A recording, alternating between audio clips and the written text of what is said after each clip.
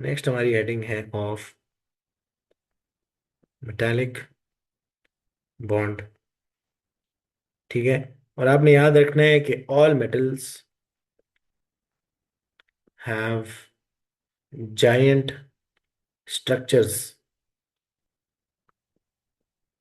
तमाम मेटल्स के giant structures होते हैं। तमाम आयनिक कंपाउंड्स के भी जायंट स्ट्रक्चर्स होते हैं। इसको भी मेंशन कर लो कि ऑल आयनिक कंपाउंड्स, ये सिर्फ एक नोट के तौर पे लिखवा रहा हूँ ताकि बाद में हम जब याद करना चाहें तो हमें याद आ जाए। Compounds have giant structures.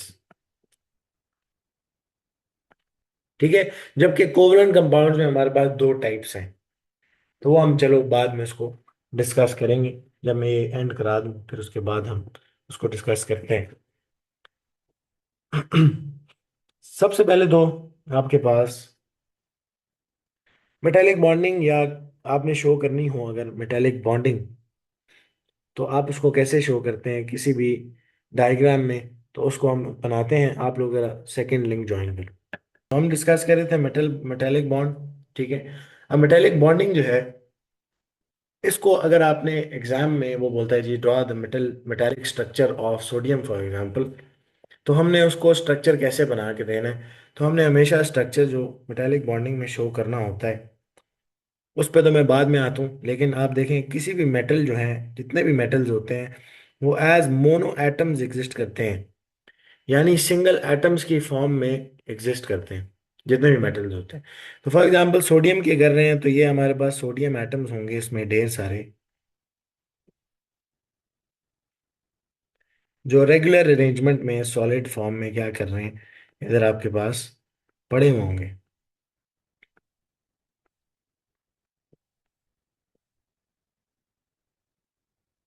तो आप अपने पास बना लो।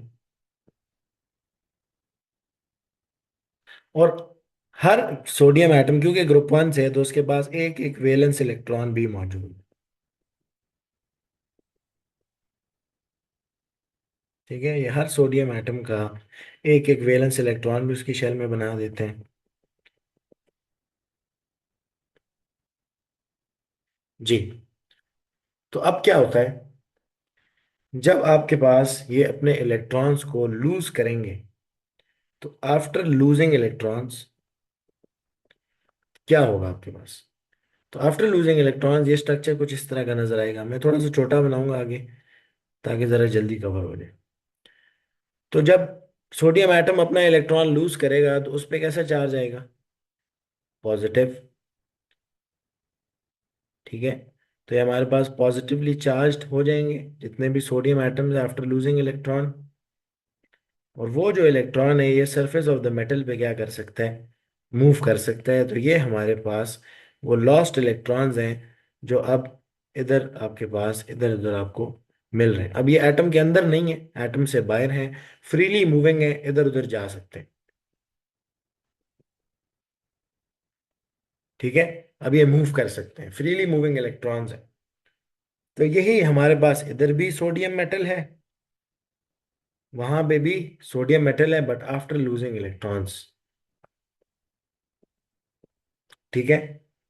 तो हमारे पास एक बात तो हमें समझ आनी चाहिए कि यार अब क्योंकि एक पॉजिटिवली चार्ज स्पीशी बन रहा है और एक नेगेटिवली चार्ज स्पीशी बन रहा है, तो इधर इनके बीच में एक फोर्स ऑफ अट्रैक्शन क्या करनी चाहिए, एग्जिस्ट करनी चाहिए कि नहीं।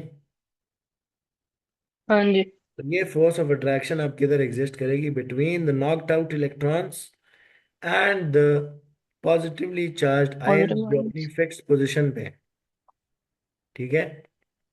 और हम इसको क्या बोलते हैं, जो फोर्स ऑफ अट्रैक्शन है बिटवीन द इलेक्ट्रॉन्स, जो फ्रीली मूविंग इलेक्ट्रॉन्स है एंड पॉजिटिवली चार्ज इलेक्ट्रॉन्स है, इसको क्या बोला जाता है, इसको हम नाम देते हैं मेटेलिक बॉन्डिंग का। ये मेटेलिक बॉन्डिंग है, ये वाली फोर्स ऑफ अट्रैक्शन है जिसको हम मेटेलिक बॉन्डिंग बोलते हैं। ठीक है। तो व्हाट इज मेटेलिक बॉन्डिंग, तो हम उसे बोलेंगे जी force of attraction, force of attraction which is present between positive ions and delocalized या mobile electrons। डीलोकलाइज्ड, या हम इनको बोलते हैं मोबाइल इलेक्ट्रॉन्स। ठीक है, फ्रीली मूविंग इलेक्ट्रॉन्स के ही दो फैंसी नाम है, डीलोकलाइज्ड एंड फ्री, क्या कहते हैं इसको, मोबाइल इलेक्ट्रॉन्स। ठीक है। अगर एग्जाम में आपको बोलता है कि सोडियम की मेटेलिक बॉन्डिंग शो करें, तो आपने कौन सी डायग्राम बनानी है? ये वाली। राइट वाला। ठीक है, तो ये हमारे पास डायग्राम, या इसको लिखो जी, exam diagram for metallic bonding. ठीक है, ये एग्जाम डायग्राम है फॉर मेटेलिक बॉन्डिंग।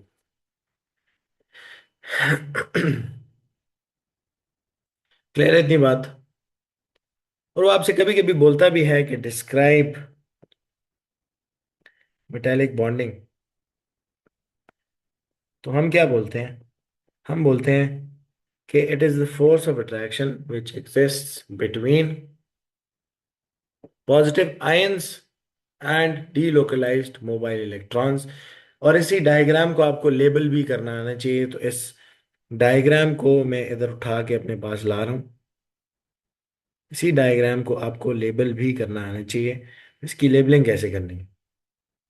तो ये डायग्राम बनाने के बाद एग्जाम में आप इधर इसको मेंशन करेंगे कि ये हमारे पास सी ऑफ इलेक्ट्रॉन्स है। ठीक है, बट कौन से इलेक्ट्रॉन्स? तो अब सिर्फ सी ऑफ इलेक्ट्रॉन्स नहीं लिखेंगे, अब कौन से लिखेंगे? सी ऑफ डी लोकलाइज्ड, या फिर मोबाइल इलेक्ट्रॉन्स। एंड ये क्या है जी हमारे पास? ये positively charged ions held in fix position.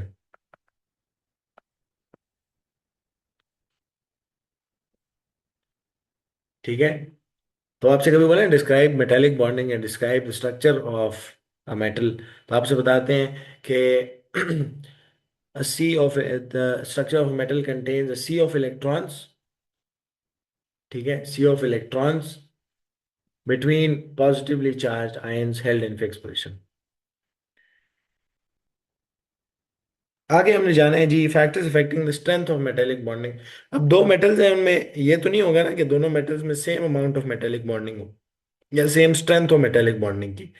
तो हम उस बात पे आ रहे हैं कि क्या फैक्टर्स हैं जो डिसाइड करते हैं कि कहाँ पे स्ट्रॉन्गर मेटेलिक बॉन्डिंग होगी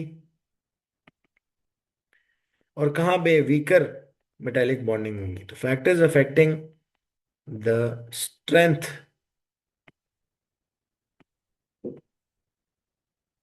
ऑफ मेटेलिक बॉन्ड, इसमें जो सबसे पहला फैक्टर है वो है जी charge of the ion. Charge of the ion जो है ये हमारा सबसे पहला फैक्टर है इसमें। ठीक है, तो मुझे बताओ कि अगर किसी मेटल के स्ट्रक्चर में यहाँ पे 2+ वाले चार्ज वाले आयंस पड़े हों, 2+ वाले चार्ज वाले आयंस पड़े हों किसी मेटल के स्ट्रक्चर में, और एक मेटल है, ये मेटल ए है, और मेटल बी में आपके पास जो आयंस हैं वो 1+ चार्ज वाले हैं,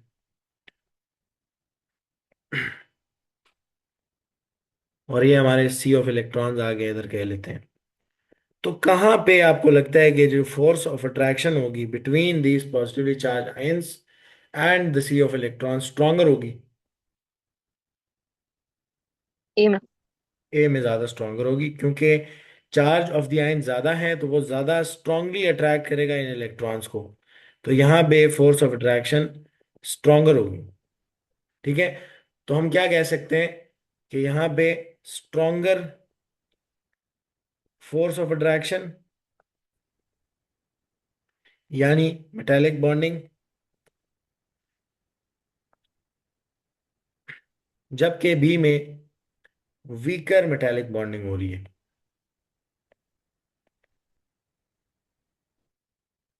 ऐसे ही है।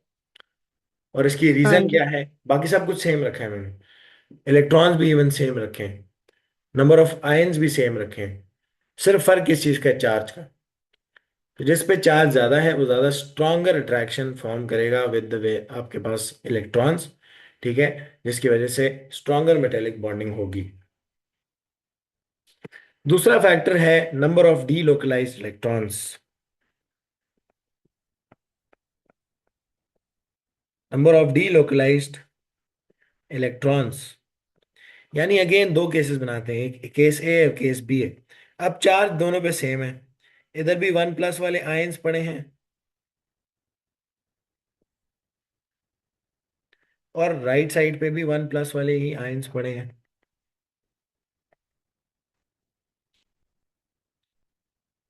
बट केस बी में जो नंबर ऑफ इलेक्ट्रॉन्स हैं, डीलोकलाइज्ड इलेक्ट्रॉन्स, वो ज्यादा हैं, जबकि केस ए में नंबर ऑफ डीलोकलाइज्ड इलेक्ट्रॉन्स जो हैं वो कम है। मुझे बताओ कहाँ पे ज्यादा मेटेलिक बॉन्ड्स बनेंगे। ए में। ए में ज्यादा मेटेलिक बॉन्ड्स तो नहीं बनेंगे। ए में तो पॉजिटिव आयंस उतने ही है जितने बी में, बट ए में नंबर ऑफ डीलोकलाइज्ड इलेक्ट्रॉन्स कम है। तो तो अगर वो कम ज्यादा आसान इलेक्ट्रॉन्स होगा हैं ना उनको अट्रैक्ट करना। ना, कम इलेक्ट्रॉन्स हैं तो हर positive ion less number of electrons के साथ मेटेलिक बॉन्ड बना रहा होगा, ऐसे ही है। जबकि बी में देखें तो ज्यादा नंबर ऑफ इलेक्ट्रॉन्स का मतलब है ज्यादा नंबर ऑफ हाँ मेटेलिक जी सही। बॉन्ड बनेंगे। हाँ जी ज्यादा नंबर ऑफ इलेक्ट्रॉन्स का मतलब है कि ज्यादा मेटेलिक बॉन्ड्स की फॉर्मेशन होगी। सही। ठीक है, तो हमें ज्यादा इलेक्ट्रॉन्स चाहिए अगर हम चाहते हैं स्ट्रॉन्गर मेटेलिक बॉन्डिंग हो। तो नंबर ऑफ डीलोकलाइज्ड इलेक्ट्रॉन्स भी हमें क्या कहते हैं, ज्यादा होने चाहिए। ठीक है, तो इसका मतलब है नंबर ऑफ डीलोकलाइज्ड इलेक्ट्रॉन्स ज्यादा हुए तो मेटेलिक बॉन्ड क्या होगी, स्ट्रॉन्गर होगी। और जो हमारा थर्ड फैक्टर है, that is size of the ion. Charge पे हमने बात कर ली है, थर्ड फैक्टर पे आते हैं, size of the ion. Ion किधर है, मेटल के स्ट्रक्चर में बिल्कुल दरमियान में ही पड़े हुए हैं। तो अब इधर देखते हैं कि अगर आपके पास केस ए जो है उसमें इतने बड़े बड़े आयन्स हैं, दोनों पे वन प्लस का ही चार्ज रखेंगे, नंबर ऑफ डीलोकलाइज्ड इलेक्ट्रॉन्स भी सेम है, एक दो तीन चार पाँच और छः। जबकि जो मेटल बी है उसमें यही वन प्लस का चार्ज है, लेकिन साइज ऑफ द आयन्स क्या है, छोटा है, नंबर ऑफ डीलोकलाइज्ड इलेक्ट्रॉन्स भी सेम है। अब मुझे बताओ कि कहाँ पे स्ट्रॉन्गर मेटेलिक बॉन्ड्स बन सकते हैं। ए में। ए में नहीं बनेंगे। हमने पढ़ा था कि अगर किसी आयन का साइज बड़ा हो तो ये चार्ज क्या कर सकता है, ज्यादा बड़ी स्पेस में स्प्रेड आउट हो जाता है ना। हाँ जी। तो हमारी जो चार्ज डेंसिटी है, जो रिलेटेड है charge over size of the ion से, तो अगर साइज बड़ा हो जाता है तो इसकी चार्ज डेंसिटी क्या कर जाती है, कम हो जाती है ना। Decrease. Less hmm. Densely charge है ये। तो जब लेस हाँ जी। डेंसली चार्ज है तो इसका मतलब है कि इतनी ज्यादा इसके में अंदर कैपेसिटी नहीं है, या फोर्स ऑफ अट्रैक्शन भी फिर वीकर बनाएगा। ठीक है ना। तो अगर हम इनकी डेंसिटी की बात करें तो ये जो हमारे पास ए में आयंस पड़े फॉर एग्जांपल, इसकी अगर बात करें तो फॉर एग्जांपल इधर हमारे पास, जरा मुझे एक और कलर निकालना पड़ेगा। हाँ जी, तो ये जो ए में आयंस हैं इनकी चार्ज डेंसिटी, अब ग्रीन जितना डार्कर होगा उतनी ज्यादा चार्ज डेंसिटी है। ठीक है, इसकी चार्ज डेंसिटी जो है क्योंकि साइज बड़ा है कम है। जबकि जो आयन बी में पड़ा हुआ है उसका क्योंकि साइज ज्यादा है, तो उसकी जो चार्ज डेंसिटी है वो भी क्या है, अच्छी खासी ज्यादा है। ठीक है, इसकी चार्ज डेंसिटी हमें ज्यादा मिलेगी। छोटा साइज है ना, चार्ज ज्यादा स्प्रेड नहीं हो पाएगा, ज्यादा दूर नहीं जा पाएगा, तो ज्यादा हाँ डेंसली जी चार्ज है सही है। आपके पास, बी वाला ऑप्शन। तो इसका मतलब है जब यहाँ पे फोर्स ऑफ अट्रैक्शन डेवलप होगी, जब यहाँ पे फोर्स ऑफ अट्रैक्शन डेवलप होगी, हाँ चाहिए, जब यहाँ पे फोर्स ऑफ अट्रैक्शन बी में डेवलप होगी क्योंकि ज्यादा डेंसली चार्ज है, छोटा साइज था आयन का, ज्यादा डेंसली चार्ज है, तो ज्यादा stronger force of attraction with the electrons क्या करेगा, वो फॉर्म करेगा। विद द डीलोकलाइज्ड हाँ इलेक्ट्रॉन। जी। ठीक है। जबकि साइज बड़ा होने की वजह से चार्ज डेंसिटी कम थी, तो यहाँ पे एक weaker force of attraction with the electrons क्या होगी, फॉर्म होगी। तो कहाँ स्ट्रॉन्गर मेटेलिक बॉन्ड्स फॉर्म हो रहे हैं, बीम। बी में। ठीक है। तो ये तीन फैक्टर्स हैं जो मेटेलिक बॉन्डिंग को क्या करते हैं, अफेक्ट करते हैं, जिसमें हमारे पास size of the ion, charge of the ion, और जो थर्ड फैक्टर हमने पढ़ा number of delocalized electrons, ये सारे उसको क्या करते हैं, अफेक्ट करते हैं। तो हम जरा इनके लिए इन्हीं तीनों फैक्टर्स को लिखते हैं। सबसे पहला factor was charge of ion, और हमने कहा जितना ज्यादा चार्ज होगा उतना ज्यादा स्ट्रॉन्गर मेटेलिक बॉन्ड बनेगा। तो कैसी प्रोपोर्शनैलिटी बनती है, डायरेक्ट बनती है। ठीक है। तो उतनी ज्यादा स्ट्रॉन्गर मेटेलिक बॉन्डिंग होगी, जितना ज्यादा स्ट्रॉन्गर चार्ज उतनी ज्यादा स्ट्रॉन्गर मेटेलिक बॉन्डिंग। जबकि सेकेंड फैक्टर था number of delocalized electrons. तो जितना ज्यादा number of delocalized electrons थे उतने ज्यादा मेटेलिक बॉन्ड्स फॉर्म हो रहे थे। हाँ जी। इसका मतलब है कि जितने ज्यादा नंबर ऑफ डीलोकलाइज्ड इलेक्ट्रॉन्स होते हैं उतनी ज्यादा मेटेलिक बॉन्ड्स बनते हैं, यानी उतना स्ट्रॉन्गर मेटेलिक बॉन्ड्स फॉर्म होते हैं। ठीक है। हाँ। तो हमारे हाँ जी। पास मेटेलिक बॉन्डिंग के साथ इसकी भी कैसी प्रोपोर्शनैलिटी है, डायरेक्ट। डायरेक्ट है। तो थर्ड फैक्टर हमारा था साइज, जिसको हम चार्ज डेंसिटी से रिलेट करते होते हैं हमेशा साइज को। अब साइज जो है वो inversely proportional to metallic bonding है। कैसे, कि जब आपके पास साइज वाज ग्रेटर तो उस वजह से चार्ज डेंसिटी क्या थी इसकी, कम, वीकर। कम।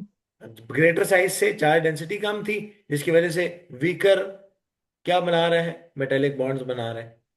जबकि बी के केस में देखें, स्मॉलर साइज होने की वजह से चार्ज डेंसिटी ज्यादा थी, तो उसने स्ट्रॉन्गर क्या बनाए, मेटेलिक बॉन्ड्स बनाए। तो इसका मतलब है जब साइज कम होता है तो मेटेलिक बॉन्डिंग क्या होती है, स्ट्रॉन्गर होती है। जब साइज बड़ा होता है तो फिर मेटेलिक बॉन्डिंग जो है वो वीकर हो जाती है। क्लियर है यहाँ तक बात। हाँ जी। ठीक है। बस आज हम इसको इधर एंड करते हैं। कल जो है हम इसके कुछ एफएक्यूज हैं उन पे आएंगे, और फिर मेटेलिक बॉन्डिंग जो है हमारा कंप्लीट हो जाएगा। उसके बाद हम आएंगे अपना इलेक्ट्रोनेगेटिविटी के टॉपिक पे। चलो। तो आपसे अब एक सवाल है, वो कहता है जी कि एक्सप्लेन वाई, एक एफएक्यू लिखते हैं अपने पास। तो वो आपसे कहता है explain why, magnesium has higher melting point than sodium. सवाल यह है कि मैग्नीशियम का सोडियम से हायर मेल्टिंग पॉइंट क्यों है। ठीक है। तो अब अगेन, अगर हम किसी मेटल को मेल्ट करते हैं, अगर मैं किसी मेटल को मेल्ट करता हूं तो मेरा इनिशियली टारगेट क्या होगा, हीट एनर्जी किस चीज में यूटिलाइज होगी। कोई जवाब आता है इसका, कि जब इसको इसी हाँ मेटल को जी, मैं ताकि जल्दी से वो हीट करता हूं, इलेक्ट्रॉन्स। इसको मैं अगर हीट करता हूं तो क्या ये डायरेक्टली लिक्विड में चेंज हो जाएगा, नहीं। नहीं चेंज होगा। पहले क्या होगा आपके पास, पहले इधर नॉकआउट वाले इलेक्ट्रॉन्स। मेटेलिक बॉन्ड्स क्या करेंगे, हीट एनर्जी से ब्रेक करेंगे, ऐसे ही है। हाँ जी। जब ये मेटेलिक बॉन्ड्स टूटेंगे तो आयंस एक दूसरे से सेपरेट होंगे, लिक्विड स्टेट में चले जाएंगे। ऐसी है ना अरेंजमेंट, फिर रेगुलर अरेंजमेंट से थोड़ी रैंडम अरेंजमेंट में जाना शुरू होंगे, फिर मेल्टिंग होगी इसकी। तो इसका मतलब है कि मेल्टिंग ऑफ जो मेटल्स है it is related to metallic bonding, ऐसे ही है। तो उसने बोला कि मैग्नीशियम का higher melting point than sodium क्यों है। दोनों मेटल्स हैं, दोनों में मेल्टिंग पॉइंट किस पर डिपेंड करेगा, स्ट्रेंथ ऑफ मेटेलिक बॉन्डिंग पे, ऐसे ही है। और मैग्नीशियम का मेल्टिंग जी। पॉइंट सोडियम से क्यों हाई होगा, तो उसको हम जरा चेक करते हैं। ठीक है। बट अभी इसका आंसर बता देता हूँ फिर इसको एक्सप्लेन करता हूँ। अगर हम इसका आंसर उसको लिखें ना तो सिंपली वन लाइनर आंसर है कि because because magnesium has stronger metallic bonding than sodium, कि सोडियम से ज्यादा स्ट्रॉन्गर मेटेलिक बॉन्ड्स हैं आपके पास, या ज्यादा स्ट्रॉन्गर मेटेलिक बॉन्डिंग है मैग्नीशियम के अंदर। अब वो तीन फैक्टर्स है ना, उन तीनों पे हम बात कर सकते हैं। तो अगला ही एफएक्यू है, उसमें बात करते हैं। तो नेक्स्ट एफएक्यू आपसे पूछता है कि इसी से रिलेटेड, कहता है explain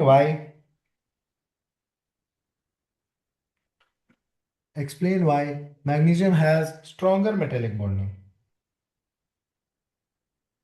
has stronger metallic bonding. कि हमने कहा कि यार सोडियम से ज्यादा मेल्टिंग पॉइंट है इसका, क्योंकि इसका मेटेलिक बॉन्डिंग ज्यादा है, स्ट्रॉन्गर। अब वो पूछ रहा है कि क्यों ऐसा है, मेटेलिक बॉन्डिंग ज्यादा स्ट्रॉन्गर क्यों है। ठीक है, तो हम इन दोनों को कंपेयर करते हैं। एक जगह पे आपके पास मैं एक एक सिर्फ इनका एटम या आयन बनाऊंगा। ये सोडियम आ गया, और दूसरी साइड पे आपके पास मैग्नीशियम आ गया। सोडियम जो है, ये फॉर एग्जांपल उसके ढेर सारे इस तरह के पॉजिटिवली चार्ज आयंस हैं। उन सोडियम के जो आयंस हैं उन पे कैसा चार्ज होगा, 1+। 1+। ऐसे ही है, और ये उसके वेल जो डीलोकलाइज्ड इलेक्ट्रॉन्स है वो बाहर पड़ेंगे। अब मैं इसको पूरा इस तरह बड़ा सारा नहीं बना रहा, ढेर सारे आयंस नहीं बना रहा, मैं सिर्फ एक एक बना के एग्जांपल को एक्सप्लेन करूँ। ये सोडियम है, और अगर मैग्नीशियम को देखें, तो मैग्नीशियम एक तो पीरियड में थोड़ा सा आगे आता है, तो इसका साइज भी छोटा होगा। दूसरा, इसके अंदर चार्ज कितना होगा इसके आयन के पास, 2+। 2+ होगा। ठीक है ना।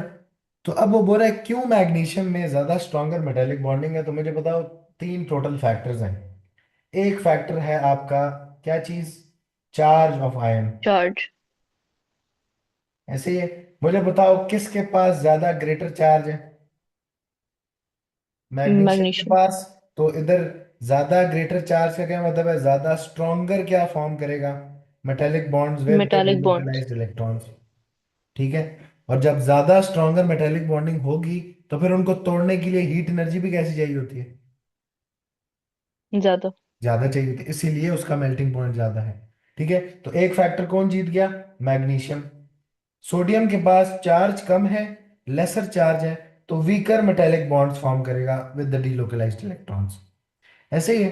अच्छा, दूसरे फैक्टर पे बात करते हैं। तो हाँ सेकंड जी। फैक्टर क्या होता है, number of delocalized delocalized electrons. Electrons. अच्छा, सोडियम आपके पास total number of delocalized electrons कितने प्रोड्यूस करेगा, पर 1। सोडियम एटम कितने डीलोकलाइज्ड इलेक्ट्रॉन्स प्रोड्यूस होंगे, एक। 1+ का क्या एक। मतलब है, एक इलेक्ट्रॉन नॉकआउट होता है। ऐसे ही है। जबकि मैग्नीशियम की बात करें, हाँ जी। तो 2+ के चार्ज का क्या मतलब है, कितने इलेक्ट्रॉन्स एक एटम नॉकआउट करके देता है, 2 इलेक्ट्रॉन्स। दो डीलोकलाइज्ड इलेक्ट्रॉन्स। हर एक एटम ऑफ मैग्नीशियम जब आयन बनेगा, दो दो डीलोकलाइज्ड इलेक्ट्रॉन्स छोड़ेगा। ठीक है। तो इसका मतलब है ना कि अगर ये सोडियम का टोटल स्ट्रक्चर था, जिसमें ढेर सारे सोडियम पड़े हुए थे, तो एक तो इन सारों पे 1+ का चार्ज आया, और सब ने सिर्फ एक एक डीलोकलाइज्ड इलेक्ट्रॉन जो थी उसको रिलीज किया। ठीक है, इसने एक, इसने एक, इसने एक, इसने एक, इसने एक, इसने एक, इसने एक, और एक इसने। ठीक है। जबकि मैग्नीशियम की अगर बात करें, तो मैग्नीशियम अगेन आपके पास ये सारे मैग्नीशियम के एटम्स अरेंज हुए हुए थे मेटल के अंदर, बट हर एक मैग्नीशियम पे 2+ का भी चार्ज था, ग्रेटर चार्ज भी था। और 2+ का मतलब है कि हर एक आयन के पास कितने डीलोकलाइज्ड इलेक्ट्रॉन्स हैं, दो दो इलेक्ट्रॉन्स हैं। इधर भी दो, इधर भी दो, इधर भी दो, इधर भी दो। यहाँ हर एक इलेक्ट्रॉन ने, सॉरी हर एक आयन ने दो दो इलेक्ट्रॉन्स डीलोकलाइज किए या रिलीज किए। ठीक है ना। तो इसका क्या मतलब है कि मैग्नीशियम के पास नंबर ऑफ डीलोकलाइज्ड इलेक्ट्रॉन्स भी क्या है, ज्यादा। तो दो फैक्टर्स तो आपके पास मैग्नीशियम के फेवर में ही जा रहे हैं। ऐसे ही है ना। हाँ जी। थर्ड फैक्टर पे भी बात कर लेते हैं। तो हमारे पास थर्ड फैक्टर बनता है साइज ऑफ आयन। तो अगर हम साइज पे बात करें ना, तो हमने क्या कहा था कि अक्रॉस द पीरियड, अगर हम बात करें तो सोडियम, मैग्नीशियम, एल्यूमिनियम, फिर silicon, phosphorus, sulphur, chlorine, across a period, क्योंकि न्यूक्लियर पुल क्या करता है, इंक्रीज। न्यूक्लियर पुल बढ़ रहा होता है ना, तो जो वैलेंस शेल में इलेक्ट्रॉन है उस पर ज्यादा जोर लगेगा, तो साइज क्या करता जाता है हाँ आपका? जी। डिक्रीज। साइज क्या होता जाता है? छोटा होता जाता है।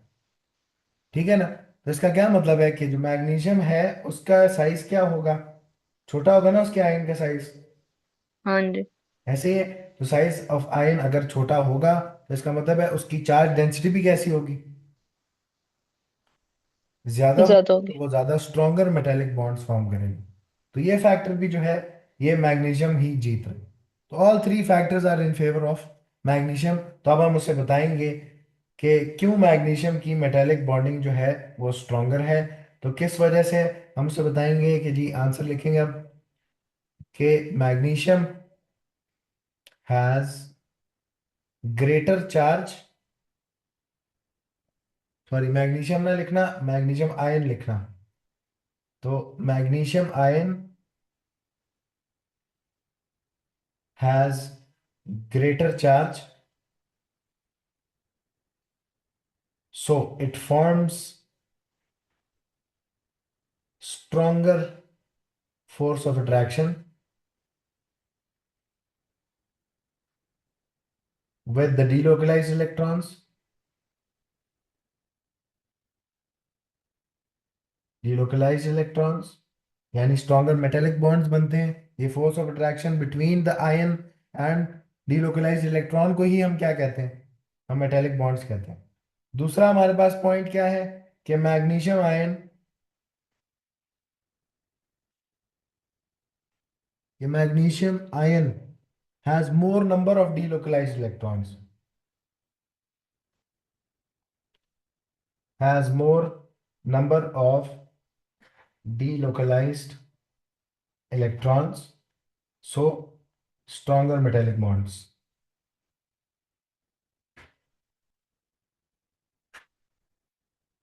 ठीक है। तो ये दो पॉइंट्स ये आप इधर सिर्फ लिख दें, साइज वाली बात ना भी करो, क्योंकि साइज चार्ज डेंसिटी पे यहाँ पे बात करने की तो इस वजह से नहीं बनती, क्योंकि ऑलरेडी इसका आपके पास चार्ज क्या है, ग्रेटर है, तो चार्ज डेंसिटी वैसे ही ज्यादा होगी। ठीक है ना? इस वजह से हम साइज की बात करना चाहें तो कर सकते हैं, नहीं करना चाहें तो ना करें।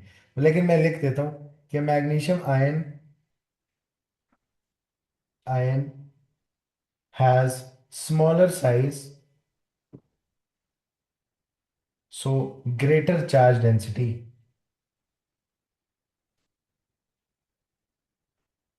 hence stronger metallic bonds are formed।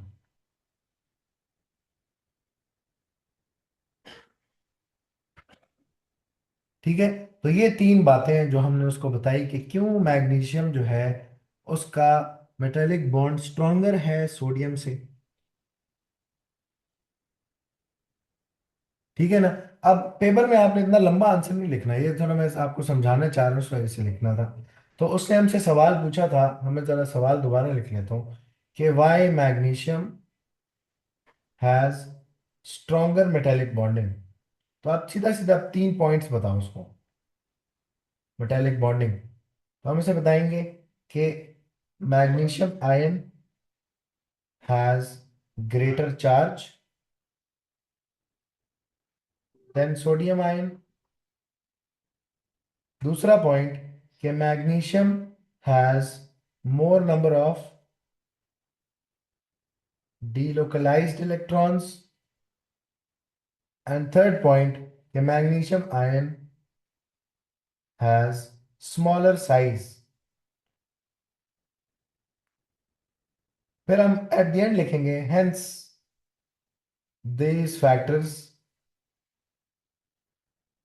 result in stronger metallic bonding, stronger metallic bonding।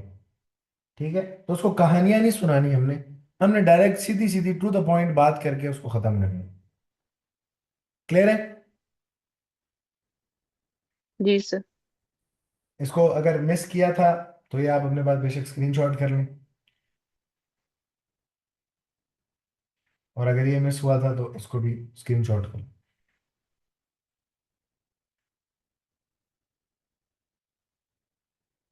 ठीक है।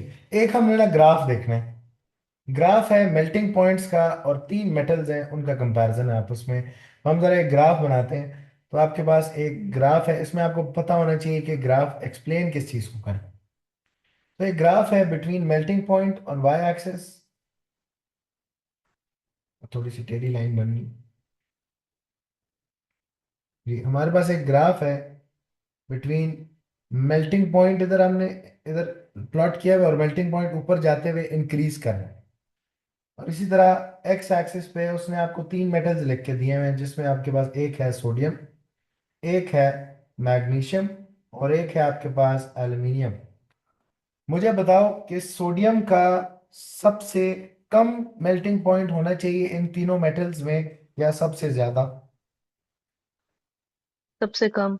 जल्दी से तीनों रीजंस भी बता दें। सोडियम का साइज सबसे बड़ा है, सोडियम का चार्ज सबसे कम है, और सोडियम के पास सबसे least number of delocalized electrons. Delocalised electrons. अच्छा, इसी तरह मैग्नीशियम ठीक की है। अगर बात करें, तो मैग्नीशियम के पास सोडियम से ज्यादा ग्रेटर चार्ज है, 2+ का चार्ज होता है इसके आयन पे। नंबर ऑफ डीलोकलाइज्ड इलेक्ट्रॉन्स भी ज्यादा हैं, हर आयन दो दो इलेक्ट्रॉन डीलोकलाइज करेगा।